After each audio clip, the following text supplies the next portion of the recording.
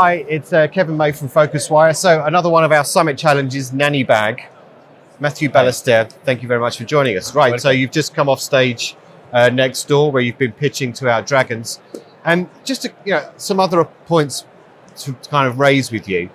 You were telling me just now before we went on camera, you've suddenly found yourself in over 200 cities. Yeah. In just a few years. Yes, exactly. Actually, when we launched Nannybag, we tried only with Paris and London, so big capitals, because the needs is really on those cities. But by opportunity, we could launch more cities, because now 70% of our new nanny are old customers. So when they use the service, when they come out of their countries, they can become a nanny also. So that's why we have a lot of cities like this, even if we targeted only like 15 or 20 cities. And how are some of those cities more difficult to move into than others? Just, I'm thinking maybe because of the geography or regulation or anything like that? Basically, it's like this. With our concept, it's not like this.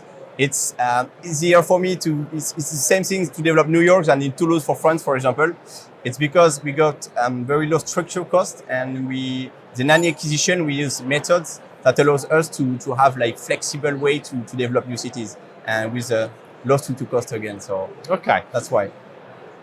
You've had all this expansion, it's great, and you work with local businesses to store the luggage. Yeah. How do you go through some kind of quality control to ensure that they maintain their standards? Because sometimes they may lose a bag or something like that. I mean, what process do you go through? It's a good question, actually. The first thing, we got a very strong and perfect onboarding process.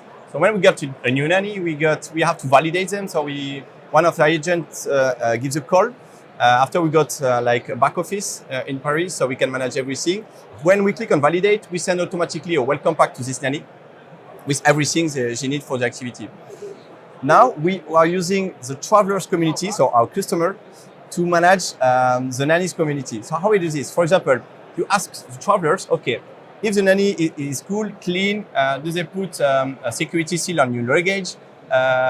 Does he have stickers on the window? So we ask travelers. And if, for example, 30% of travelers say, yes, there's stickers on the window, you can imagine that it's not true. So we send notification by SMS, email, on the app of the nanny. And we ask the nanny, okay, travelers have difficulties to find new business. So put a sticker, please, on your window. When the 30% of customers become 35, 45, 50, you can imagine that they made a change. So we use travelers to help to manage the nannies community. Okay. And is that something you've done from the very beginning? No, just since the beginning of the year. And it's working perfectly. Before, it was we send agent or we just make some calls. And now it's perfect because we can scale easily and to control the quality of the nanny at the same time. Okay. So on your website, it says you work with a number of hotel partners. Yeah. How does that actually work? Because, a hotel traditionally would have its own luggage storage concierge service. So are they kind of almost outsourcing to you to do it on their behalf? Yeah. Actually, when we send travelers to an hotel, they are not customers of this hotel. That's really important to understand. 40% of our customers use Nannybag before the check-in or after the checkout of their B&B. Yeah. 20% before the check-in or after the checkout of the hotel. For example, if you arrive in south of the city, you got to check in with your hotel 4 hours later in the north of the city, you use Nannybag. Same thing after the checkout. 30% because you're on transit between 2 trains, 2 planes, 2 Flixbus, 2 BlaBlaCar, this kind of company.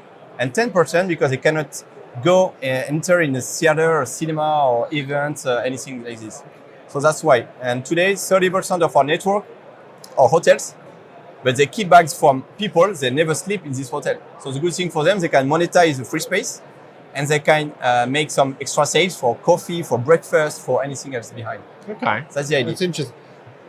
And Matthieu, I'm interested. I mean, what's the kind of end game for this? I mean, you can add hundreds of more cities. It's a big world. People always want to store luggage, but as a business, if you think of yourself as another travel brand, like an online travel agency, they would potentially see something like what you do as an ancillary revenue for them. Does there come a point where you would, want to either be acquired or partner with a really big online travel agency or something like that? I mean, is that some kind of next phase for the company? for me, what's the next step if this kind of company are working on the same business? Actually, I'm not so afraid about this. It's definitely shows that there is a trend. And if I'm here with PhocusWire, it's because there's a trend on the guest storage. Today, we are better because we worked on this brand value and because we know how to scale.